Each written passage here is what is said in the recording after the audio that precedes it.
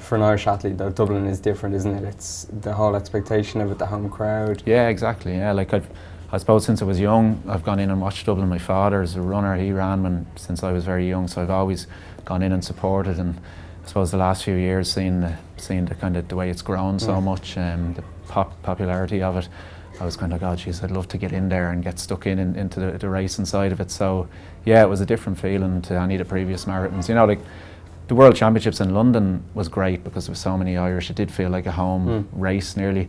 But Dublin had that extra special feel because obviously being from Dublin and knowing the streets and knowing the city so well. So it was, it was an added buzz. You know, it's probably still only kind of looking back on it now because, you know, when you're racing on the day, it's hard to kind of take it all in. But now I'm kind of looking back at different moments of the race, and you can kind of say, oh, you know, that was great running up through the Phoenix Park or through all the different areas, like say out by Inchicore and all these places. All the little pockets of crowds was great. So, you know.